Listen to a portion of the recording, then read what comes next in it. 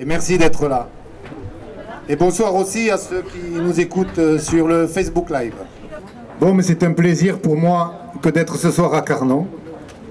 Dans notre commune, jamais aucun candidat aux élections municipales n'avait lancé sa campagne de Carnon.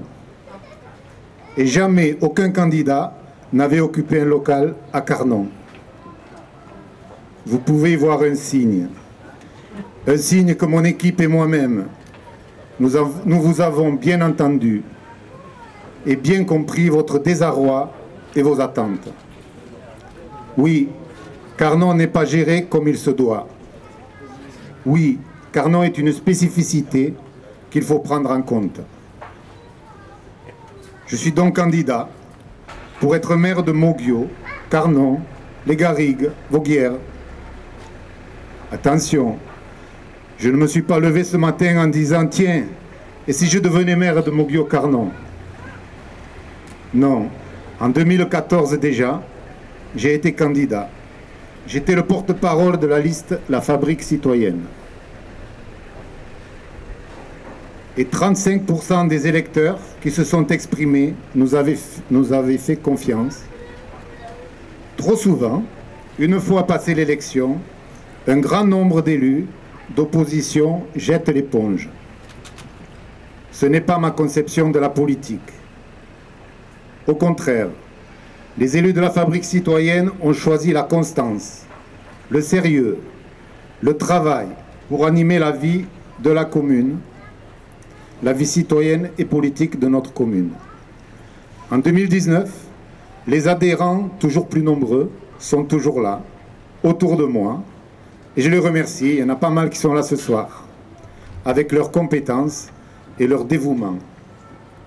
Et c'est avec eux, et avec vous tous, que nous allons composer la liste alternative citoyenne et un nouveau projet pour Moguio-Carnon. Depuis 5 ans, je suis élu au conseil municipal et au conseil d'agglomération. Avec à mes côtés Simone Gray, Sylvie Rabinovici et Christine Combarnous, qui sont là, toutes les trois là ce soir. Je ne sais pas où elles sont, où elles se cachent. Et je tiens à dire la fierté que j'ai eue de travailler avec elles. Nous avons été constructifs. Nous avons siégé dans les commissions. Nous avons fait des propositions d'intérêt général. Mais face à nous, nous n'avons jamais eu de dialogue. Nous n'avons rencontré que de l'arrogance et parfois même du mépris. Il y a un réel problème de gouvernance au sein de notre municipalité.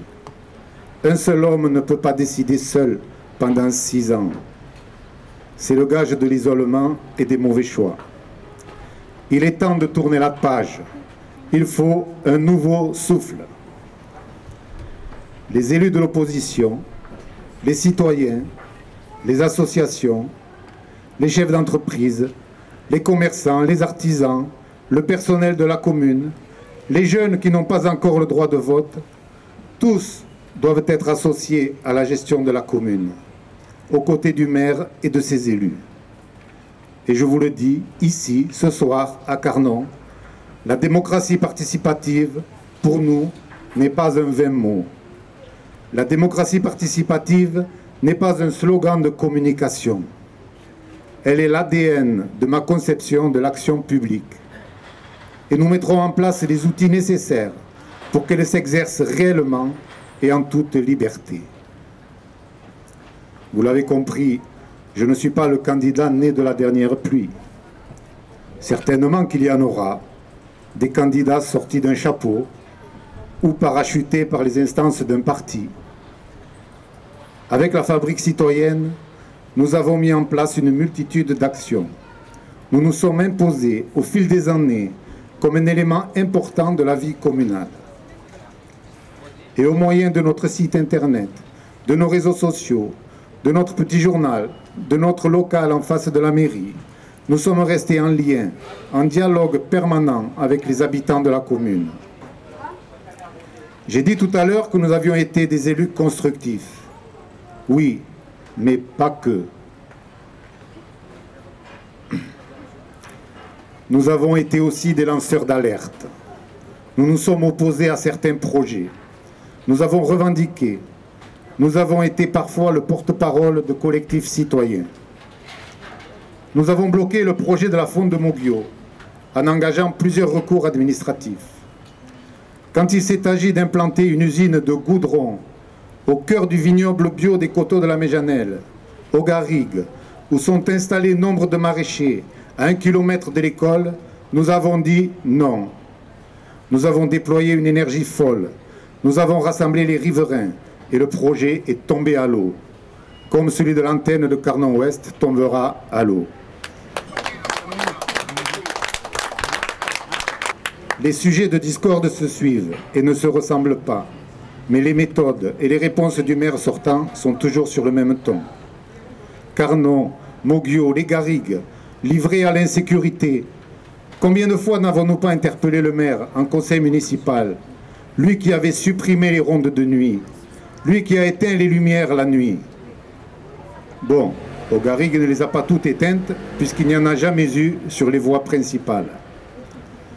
En mai dernier, finalement, on nous annonce l'embauche de 6 policiers pour assurer les rondes de nuit. Vous les avez vus? Eh bien non. Ils ne sont toujours pas arrivés à cause d'une mauvaise gestion du dossier de recrutement. Il a alors été demandé aux policiers en poste de travailler le jour et la nuit, et sans compter sur les caméras de surveillance en panne. Non, ce n'est pas une gestion sérieuse. La commune décide un jour de reprendre la compétence des encombrants. J'interroge le maire sur les moyens qu'il va mettre en place, d'autant qu'avec la compétence, il hérite d'un budget. Rien, me dit-il. Les équipes existantes le feront. On surcharge le personnel. Et la conséquence, c'est quoi? Ben, quand une dame de 83 ans appelle pour débarrasser un sommier en centre-ville, on lui répond « Mais il y a une déchetterie, pourquoi vous adressez-vous au service des encombrants ?» Ben, parce que j'ai 83 ans et une petite voiture. Et que lui répond-on? Vous n'avez pas un voisin à qui demander? Non, ce n'est décidément pas une gestion sérieuse. Que dire encore de la gestion déplorable de l'entretien des rues, des parcs, des jardins, des sanitaires publics? Chers concitoyens, souvent je vous rencontre et vous me dites « Regardez comme la ville est sale ». Et vous avez raison, et c'est inacceptable. Voilà un bref résumé de ce que j'appelle le non-service public. Avec l'équipe que je suis en train de constituer, nous nous engagerons dans une gestion quotidienne au plus proche des citoyens, avec des élus motivés et très accessibles. Nous serons là, présents. Vous nous verrez partout. Nous aurons des permanences. Les portes de mon bureau seront ouvertes. Et j'aurai aussi un bureau ici, à Carnon. Dans le projet, dans la gestion d'une commune, il y a ce dont je viens de parler. Tous les sujets de la vie quotidienne, du vivre ensemble, des sujets qu'il faut traiter avec énergie, car sinon ils peuvent empoisonner la vie des administrés. Il est impératif de répondre à ces préoccupations avec réactivité. C'est ce que j'appelle le petit dessin pour ma commune, dessin avec E-I-N. Et puis, il y a le grand dessin. Grand, pas parce qu'il est plus important dans l'échelle des valeurs, mais grand parce qu'il engage de plus grands moyens et parce qu'il engage la commune dans le temps pour plusieurs années. Le grand dessin, c'est aussi l'héritage que l'on va laisser à nos enfants et à nos petits-enfants. Le grand dessin, c'est le modèle de développement que l'on va choisir. L'ancrage dans la modernité, mais dans le respect de ce que nous ont légué nos ancêtres, le respect du patrimoine et de la culture. Vous pouvez lire d'ailleurs, sur notre affiche, la version occitane du Nouveau Souffle. C'est notre manière d'ancrer ce nouveau souffle dans l'histoire de notre commune. Moguio-Carnon est une commune importante. Importante de par son histoire, Malgorium au XIe siècle, Melgueil au XVIe, puis Moggio depuis le XVIIe.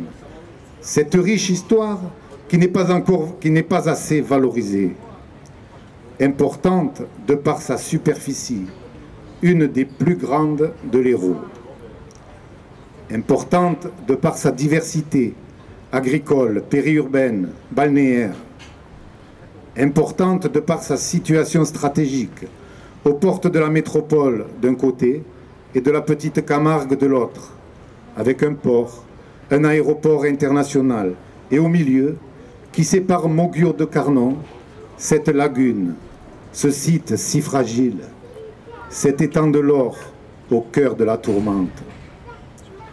Moggio-Carnon est aussi la ville centre de l'agglomération du Pays de l'Or. Le Pays de l'Or qui est le 4e bassin d'emploi du département de l'Hérault. Malgré ses atouts, notre commune a perdu de son influence du fait d'un maire politiquement affaibli.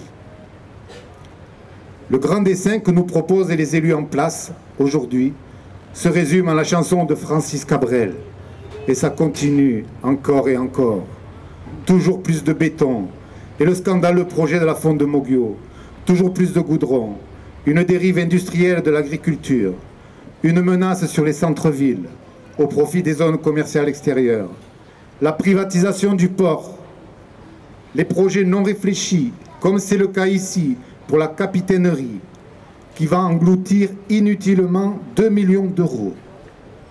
Ou le triste jardin du Bosquet, abandonné depuis tant d'années, et pour lequel on nous annonce d'un coup 800 000 euros pour faire bien à l'approche des élections. Et puis une densification non maîtrisée, une grande braderie du patrimoine communal, vente de l'EHPAD, vente d'une partie de l'école Prévert, vente de la donation Pélissier. Et en coulisses, il se murmure une entrée programmée de Moggio et Carnon dans la métropole. Bref, malgré Moggio 2030 et un bureau d'études qui nous a coûté les yeux de la tête, malgré Pays de l'Or 2030 et un bureau d'études qui nous a coûté lui aussi les yeux de la tête, mais pour pondre la même étude, en réalité, il n'y a pas aujourd'hui de grand dessin autre que celui des promoteurs. Le grand dessin pour moi, pour nous, se fera en suivant un fil conducteur. Et surtout, il se dessinera avec vous tous. Le fil conducteur, je vais l'appeler le climat. Vous entendez parler tout au long de la journée du dérèglement climatique. Nos enfants et nos petits-enfants marchent dans les rues le vendredi pour vous alerter. On pourrait se dire que c'est un problème mondial. Certes, oui. Mais si nous sommes des Melgoriens et des Carnonnais, nous sommes aussi des Occitans et Catalans, des Français, des Européens, des citoyens du monde. Alors nous, ici, nous sommes concernés. Nous devons apporter notre contribution, localement, à notre niveau. Et sans oublier que cette saison estivale a été catastrophique pour notre agriculture locale. 30% des raisins grillés sur pied, des tonnes de tomates et autres fruits et légumes gravement brûlés. Eh bien, notre fil conducteur, climat, nous allons en faire une chance. Protéger le climat, ici, ça se déclinera de plusieurs manières. Et vous allez voir que cela va nous changer la vie. D'abord, nous allons freiner la croissance programmée de notre commune. Nous allons mettre un terme au grand projet de bétonnage sur les terres agricoles. Nous allons restaurer et protéger l'étang de l'Or. C'est dans les lagunes que naît la vie. Rendez-vous compte que des animaux font des milliers de kilomètres pour venir se reproduire ici. C'est notre forêt amazonienne à nous. Et pourtant, il est menacé, cet étang de l'Or. Menacé aussi par les pollutions de la dérive d'une agriculture devenue trop chimique. Nous allons donc moderniser notre agriculture, avec le double avantage qu'ensuite, nous consommerons des produits plus sains et les cantines pourront être enfin bio. On fera ce travail avec les agriculteurs, pas contre eux. Nous les accompagnerons et au final, ils seront heureux de s'être engagés dans cette transition. Et, cerise sur le gâteau, ils gagneront mieux leur vie. J'en profite ici pour saluer le courage des maires qui, dans le sillage de Daniel Cuef, maire de Langouette, ont pris des arrêtés interdisant les pesticides trop près des maisons et des écoles. Ils sont dans leur rôle.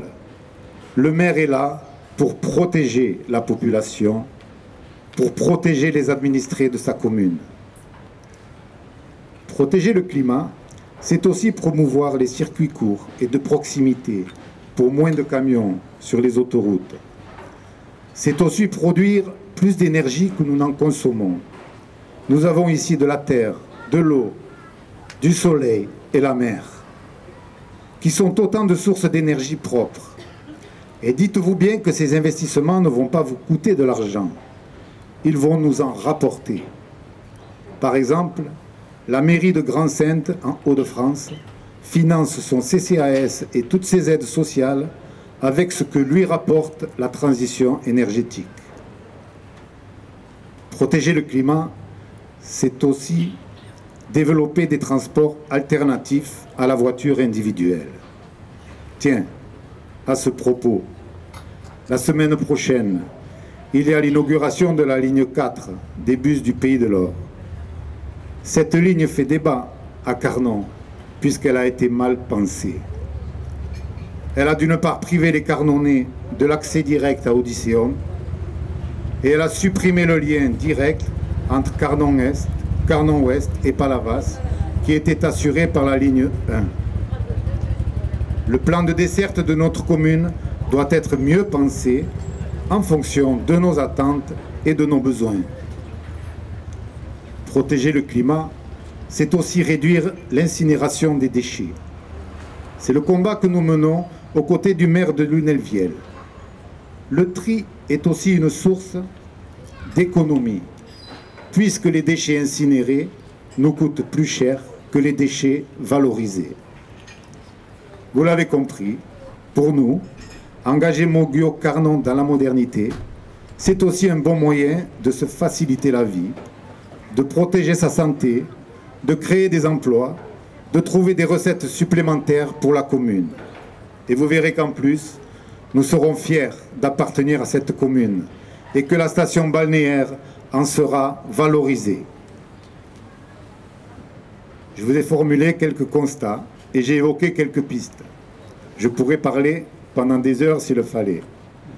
Mais le but ce soir, ce n'est pas celui-là. Je ne suis pas venu vous vendre un programme ficelé. Nous aurons le temps, au cours des prochaines semaines, d'en reparler. Non, je suis venu vous présenter un local. Ce local ici. Ce local est le vôtre, à vous tous. Il y en a un autre à Moggio, en face de la mairie, que nous inaugurerons dimanche à 12 h. Le but est que l'on s'y retrouve, que l'on y débatte, que l'on confronte nos opinions diverses et que l'on élabore des solutions pragmatiques et économiquement viables, que l'on définisse ensemble les priorités. Nous souhaitons que les citoyens de Moggio et de Carnon s'approprient le petit et le grand dessin. Retrouvez-nous sur Internet, sur Facebook, sur les marchés, dans les permanences de nos locaux, dans les ateliers thématiques qui se mettront en place. Et puis chaque lundi soir, il y aura des assemblées citoyennes, ouvertes à tous, alternativement un lundi à Carnon et un lundi à Moggio.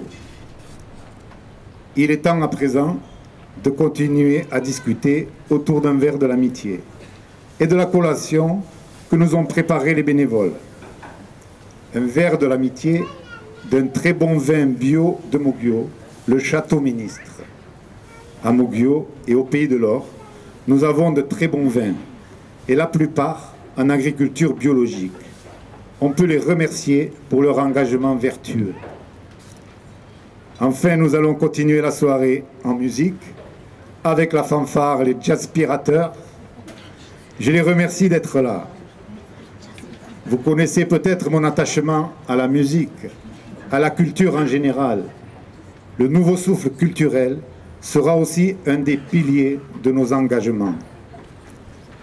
Je vous donne rendez-vous dimanche à 12 h à Moguio pour inaugurer l'autre local en face de la mairie. Et ici même, lundi soir, à partir de 18 h 30 pour une première assemblée citoyenne. Merci encore d'être venu, merci de m'avoir écouté et bonne soirée.